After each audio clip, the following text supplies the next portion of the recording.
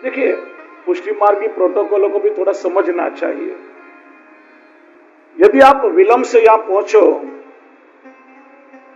और टेरा गए, तो वैष्णव को कभी ऐसा नहीं कहना चाहिए कि आज ये दर्शन बंद थई गया,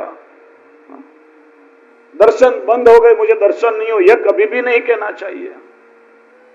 आज दर्शन हो गए, या तो दर्शन के टेरा आ गए। अरे यदि प्रभु के दर्शन बंद हो गए ना, तो इससे बड़ा हमारे लिए कोई दुर्भाग्य नहीं है। वो तो जीव के भाग फूट गए, समझो। प्रभु के दर्शन बंद हो गए। हमारे यहां देखिए, पुष्टि मार्ग में कोई भी नेगेटिव बात कभी भी नहीं कही है। नकारात्मक शब्द पुष्टि मार्ग में छे જ नहीं। यहाँ दरेक जग्या पर पुष्टि मार्ग में हकारात्मक शब्दों प्रयोग कर्यो छे। दर्शन थई गया अथवा तो टेरा आवी गया। कभी भी दर्शन बंद हो गए, दर्शन जिस दिन प्रभु के दर्शन बंद हो गए, उस दिन तो मानो जीव प्रभु से विमुख हो गया। जो विमुख हो जाता है उसके लिए दर्शन बंद हो जाते हैं। यदि आप देरी से विलंब से मंदिर में पहुंचो और टेरा आ गए, तो विप्रयोग का समय, मुझे फिर कब दर्शन होंगे, कब दर्शन होंगे, यह ताप, यह विप्रयोग मन में बना रहता है। राजभोग के दर्शन के टेरा आ गए तो उत्थापन तक वह विप्रयोग, वह ताप क्लेश बना रहता है। और उत्थापन में जब टेरा खोलते हैं तो सन्मुख प्रभु को देखकर कितना सुंदर संयोग का अनुभव होता है, तृप्ति हो जाती है। तो यह संयोगात्मक और विप्रयोगात्मक क्रम टेरा का होता है पुष्टि में।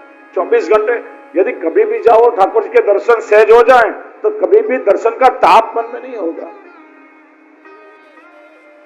वो आनंद भी तुम्हें नहीं मिलेगा। लौकिक उदाहरण देके समझाऊं मैं। मानो जेठ मास की धूप में बड़ी दूर से पैदल चल करके आप आ रहे हो, पसीने से तर हो गए हो, प्यास से गला सूख रहा है, घर आए और एक ग्लास मथनी का पानी भी यदि ले लिया ना, तो कितनी तृप्ति का अनुभव होता है ना। और यदि आप एकदम फ्रेश हो,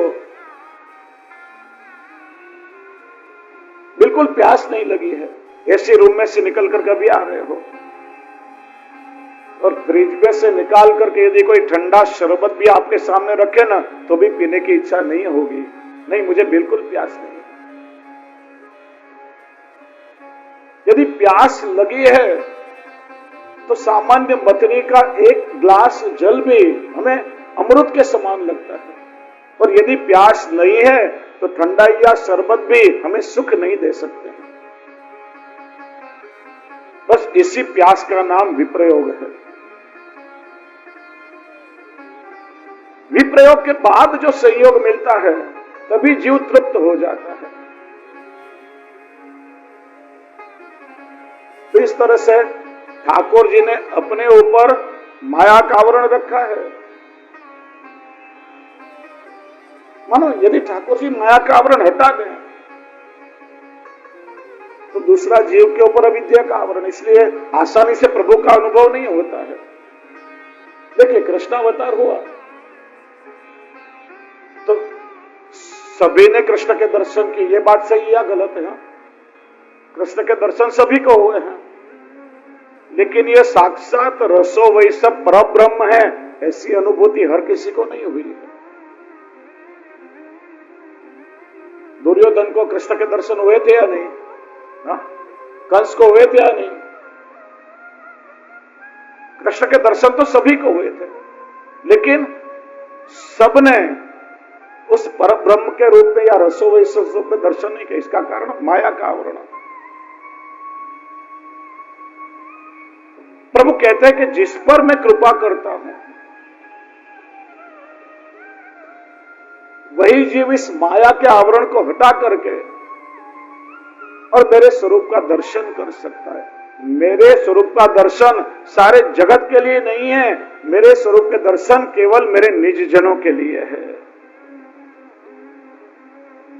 दर्शन का सब कुछ कब मिलता है सुख? जब दृश्य भी अनावृत हो जाए और दृष्टि भी अनावृत हो जाए, तब जाके दर्शन का सुख मिलता है। दृश्य के आगे आवरण हो या दृष्टि के आगे आवरण हो तो दर्शन नहीं होता कभी। और इसीलिए देखो, जहां तक माया और अविद्या का आवरण नहीं हटता है, योगियों को भी अपने हृदय में आनंदात्मक भगवान की अनुभूति नहीं होती है।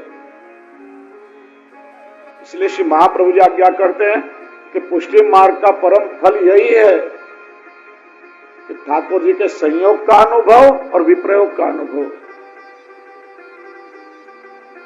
जब ठाकुर जी हमारे हृदय में विराजते हैं तो आध्यात्मिक दृष्टि से संयोग है और आधिदैविक दृष्टि से विप्रयोग है। भगवान हृदय में विराजे वह योगियों के लिए फल अवस्था है।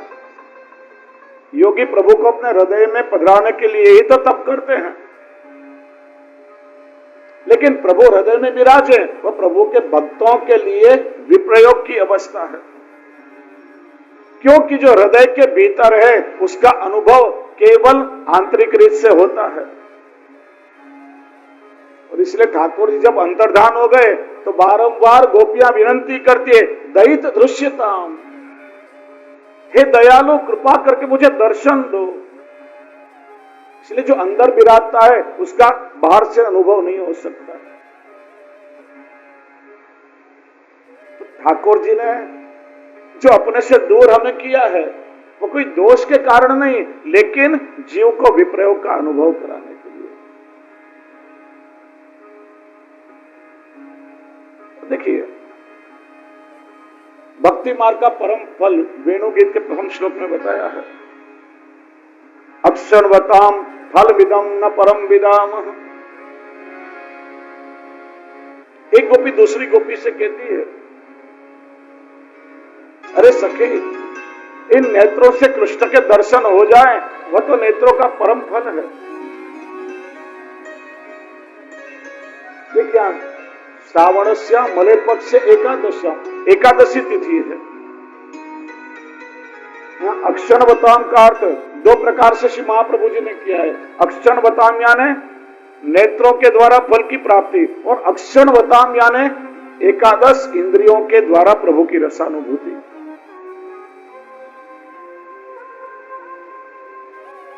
एकादशी के दिन हम क्या करते हैं? उपवास, व्रत करते हैं, फलाहार करते हैं, व्रत का प्रकार है। देखिए, मूल शब्द है फलाहार। फराळ शब्द खोटो घुसी गयो છે, अपभ्रंश थયેલો शब्द છે। केवल प्राचीन समय में तुलसी पत्र पर आवे इतना फलों का आहार ही ग्रहण होता था। वह हमारी आध्यात्मिक शुद्धिकरण के लिए है। और साइंटिफिकली यदि देखा जाए तो 14 दिन तक घी, तेल, कोलेस्ट्रॉल वाला हर कोई चीज आहार हम लोग खाते हैं।